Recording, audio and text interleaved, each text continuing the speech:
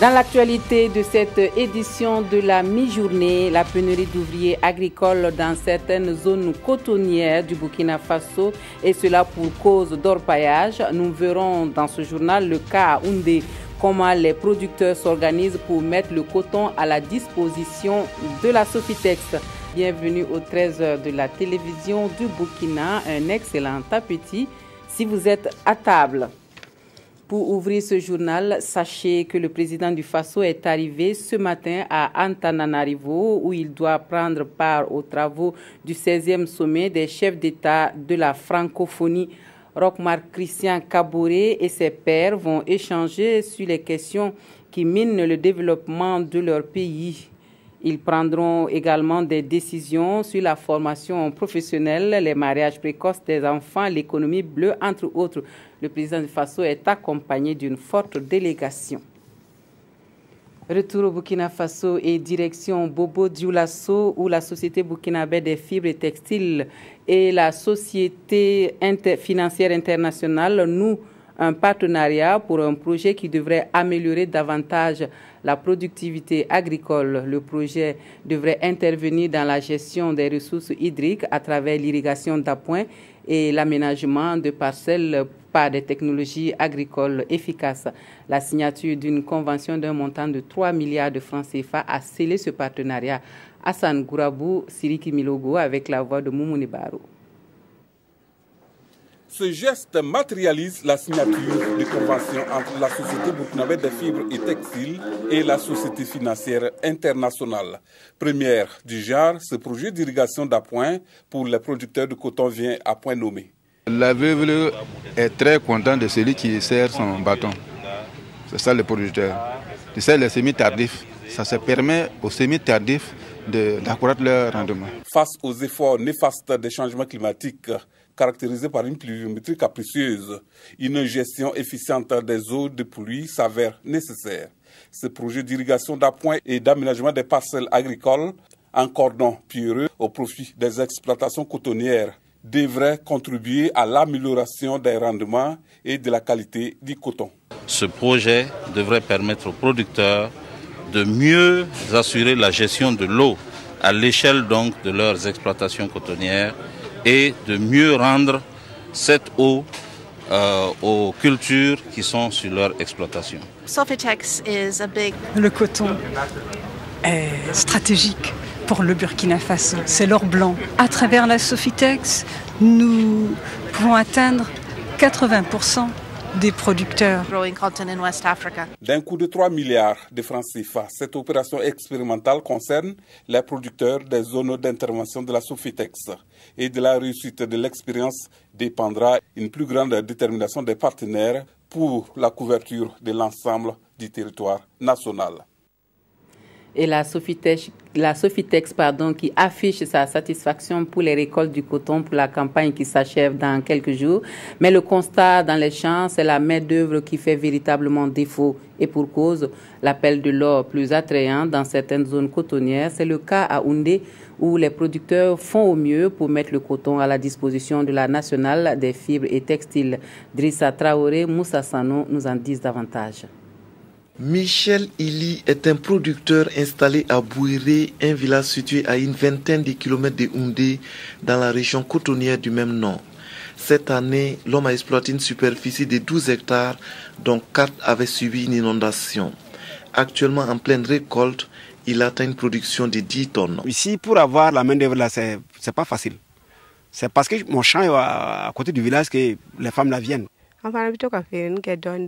Je fais habituellement du commerce, mais comme présentement tous les gens sont occupés par les travaux champêtres, il n'y a pas de marché. Donc on vient aider à récolter le coton pour nous procurer un peu de sous. Si pour Michel Ili la main-d'œuvre ne pose pas problème, ce n'est pas le cas de cet agriculteur de Boni à une quinzaine de kilomètres de Houndé, obligé pour le moment de faire avec. Avec l'orpaillage, il est très difficile de trouver la main-d'œuvre aujourd'hui. Presque tous les gens ont rejoint les sites d'orpaillage parce que là-bas, ça paye bien. En attendant de trouver des gens, c'est la famille qui récolte. Ceux qui ont déjà la chance de trouver, ils doivent débourser entre 750 et 1000 francs par personne et par jour. Et pourtant, ce ne sont pas les moyens qui manquent chez certains producteurs qui ont reçu de l'UNPCB, l'Union nationale des producteurs de coton du Burkina, des prêts pour prendre en charge la main-d'œuvre et faire avancer les récoltes, des récoltes dont l'acheminement vers les usines d'égrenage de la Sofitex, la société burkinabé des fibres textiles, a même déjà commencé. Au niveau de la région cotonnière de Houndé, nous comptions démarrer l'égrenage du coton le 15 octobre, mais avec vraiment la mobilisation des producteurs, nous avons pu démarrer le 13 octobre. Donc ça fait que nous sommes en tout cas tout à fait satisfaits. À la date du 23 novembre, 14 500 tonnes de coton avaient été acheminées dans les usines de la région cotonnière de Houndé, une région qui attend cette année une production de 120 000 tonnes. L'Alliance globale pour la résilience au Sahel et en Afrique de l'Ouest a pour mission de réduire de manière durable la vulnérabilité alimentaire et nutritionnelle en accompagnant la mise en œuvre des politiques sahéliennes. Agir lancé en 2012 s'inscrit dans la dynamique de l'atteinte de l'objectif zéro d'ici à 20 ans et qui ne pourra se réaliser que si les acteurs des différents pays sont au même niveau d'information sur les bonnes pratiques. C'est le but de la rencontre qui se tient à Ouagadougou. Yacouba Gamene ou Moussissé. Réduire de manière durable la vulnérabilité alimentaire et nutritionnelle au Sahel et en Afrique. C'est la préoccupation au centre de cet atelier. Un atelier qui va permettre aux participants d'élaborer une stratégie de communication et mettre en œuvre une feuille de route afin de pallier l'insuffisance alimentaire et la famine en Afrique. Aujourd'hui, une économie qui n'est pas résiliente ne peut pas résister au temps. Maintenant, au niveau de la cellule technique Agir, nous avons essayé de collecter plusieurs bonnes pratiques en matière de résilience.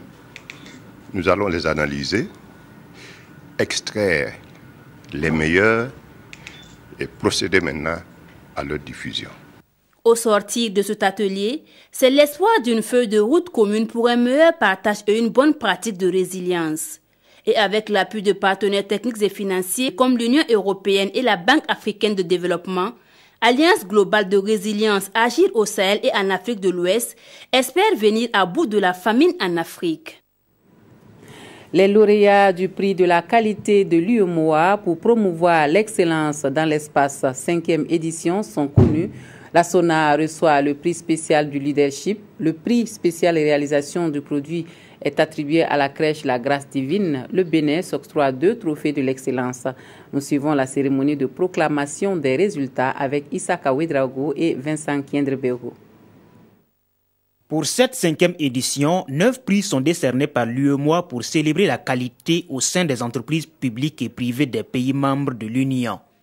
Ces entreprises ont reçu des prix d'excellence, des prix spéciaux en leadership et d'autres en réalisation du produit. Le Burkina Faso s'en sort avec 2 prix dans le leadership et la réalisation du produit. Pour les initiateurs, l'objectif est d'engager les organismes dans une démarche de qualité. Nous voulons démontrer en tant qu'institution d'intégration que nous ne sommes pas simplement préoccupés pour créer un espace économique unifié qui soit un marché pour tout le monde.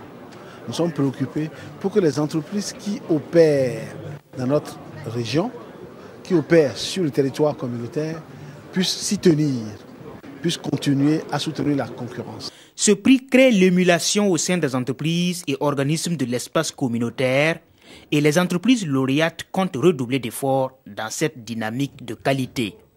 C'est un prix d'encouragement et en même temps d'éveil pour que nous puissions progresser dans ce que nous faisons. C'est le fruit de la consécration de différents efforts. Ce prix vient conforter notre position en tant que leader dans le métier de BTP. Le prix de l'UEMOA est organisé tous les 2 ans. Pour cette édition, 19 entreprises étaient en compétition, toutes catégories confondues.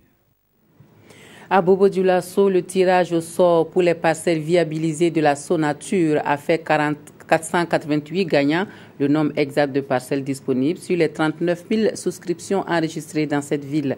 Les heureux gagnants ont un délai d'1 mois pour solder tous les frais liés au terrain s'ils veulent bénéficier effectivement de leurs parcelles. Nous suivons le lancement du tirage avec Hassan Gourabou et Hadi Sandamba.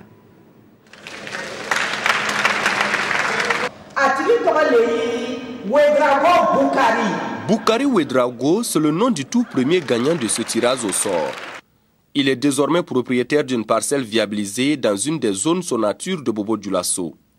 Avec une superficie de 296 mètres carrés, il doit débourser la somme de 3 118 000 francs CFA compris du terrain, plus 5% de cette somme.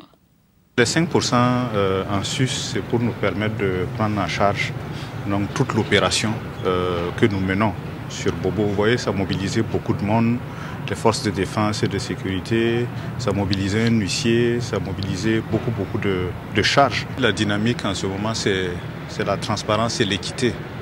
Donc parmi plusieurs choix possibles, nous avons pensé que permettre aux populations de souscrire physiquement comme en ligne et ensuite procéder à la vente après un tirage au sort public la manière la plus transparente de faire à la sonature. Pour ce qui est de la ville de Sia, il y a 488 parcelles qui sont mises en vente. Et tout éventuel bénéficiaire est dans l'obligation de solder le prix de la parcelle dans un délai d'1 mois. Passé donc ce délai, la sonature procédera au retrait des parcelles non soldées au profit de ceux de la liste d'attente. A noter que pour la phase de Bobo-Dioulasso, la sonature a enregistré près de 40 000 souscriptions. Les nids de poules et autres déformations constatées sur l'axe Yako-Yada long de 70 km ne seront plus qu'un souvenir. Dans 10 mois, le programme national routier du ministère en charge des infrastructures a lancé hier à Yako les travaux d'entretien périodique de la voie. Des précisions avec Paul David Maïmouna Traoré.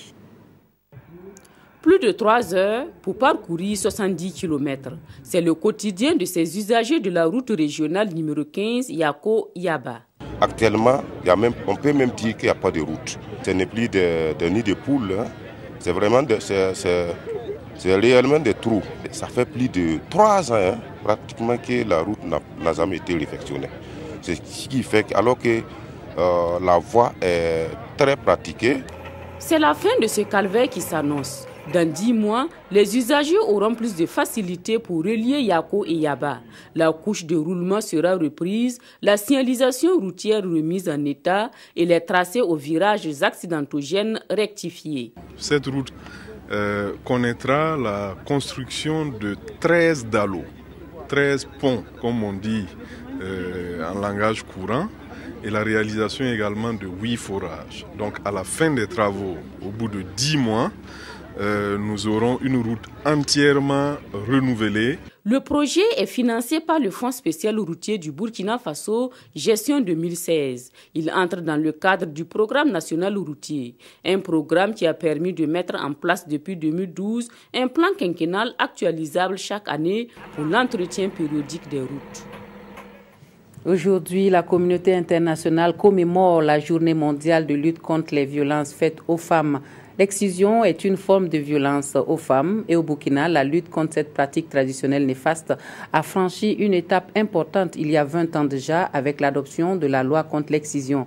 Pour marquer l'événement, un panel est organisé à Ouagadougou autour de la thématique des 20 ans de l'adoption de la loi contre les mutilations génitales féminines au Burkina, bilan et perspective. Daouda Ouattara, Sanoua Christine Koulibaly.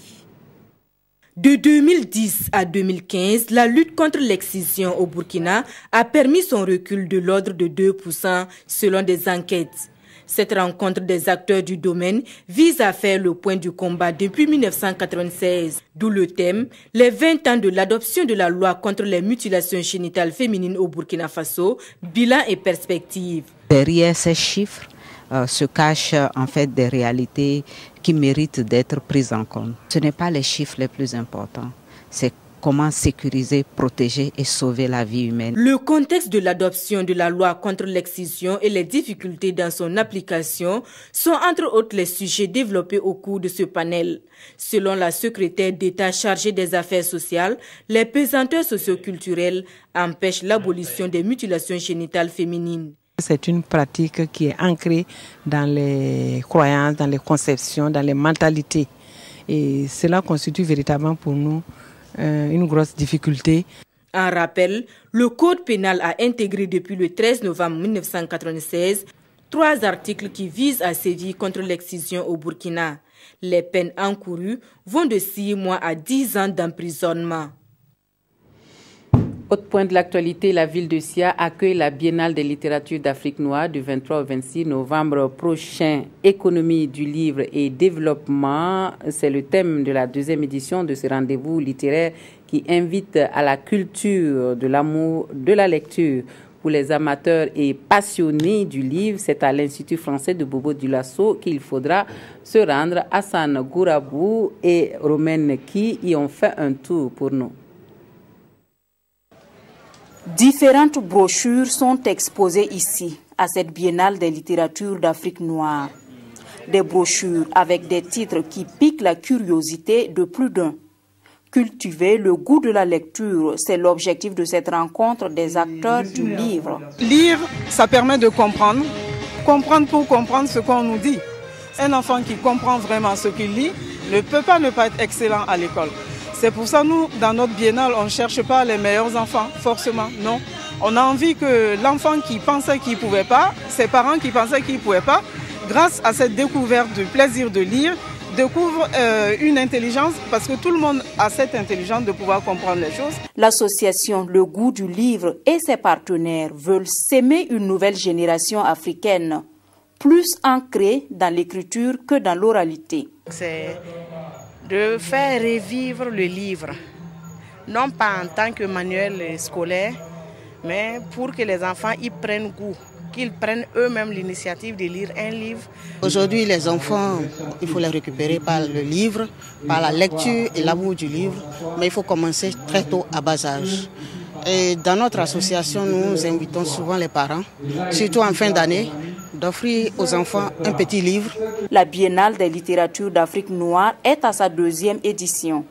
Elle va se dérouler du 23 au 26 novembre prochain sous le thème économie du livre et développement. Le 16e sommet de la francophonie et le statut des forces armées nationales sont les sujets d'actualité à lire dans les journaux burkinabés ce jour. La revue de presse des quotidiens signée Aimé Solange Tigma. Les personnels des forces armées nationales dotés d'un nouveau statut apprend-on dans Sidoya qui précise qu'il remplace celui voté par le Conseil national de la transition en apportant des ajustements en fonction des réalités sociales et militaires du moment. De l'avis du président de l'Assemblée nationale, rapporte le quotidien, les réformes introduites sous la transition visaient simplement à bénéficier à un individu, à l'occurrence le lieutenant-colonel Isaac Zida. Car, dit-il, c'est Zida qui a introduit la loi pour se faire nommer général. Tout en ironisant dans le quotidien, Salif Diallo se demande bien comment un infirmier peut-il se retrouver professeur chirurgien. À la question de savoir s'il y a une éventuelle possibilité de rétrogradation de cet ancien du RSP, lit-on dans le pays, le ministre en charge de la sécurité intérieure représentant le gouvernement n'aura pas une position tranchée, car, dit-il, la question militaire est délicate. Autre point d'actualité à lire dans les journaux du jour, le rendez-vous de la Grande Île. C'est demain 26 novembre que s'ouvre en principe le 16e sommet de la francophonie à Antananarivo en terre malgache, annonce le pays, qui indique par ailleurs que le président équato-guinéen Théodore Obiang Nguema, exaspéré par les affaires, hésite à faire le déplacement de la Grande Île. Pendant ce temps, aujourd'hui au Faso nous informe que l'Arabie saoudite frappe à la porte de l'OIF pour y adhérer. Une demande que les responsables de l'organisation ont saluée à sa juste valeur, mais ont repoussée au calendrier grec afin de mieux mûrir la réflexion. On s'arrête ici pour les actualités de la mi-journée. Merci de nous avoir reçus chez vous. Un excellent après-midi à tous et à toutes.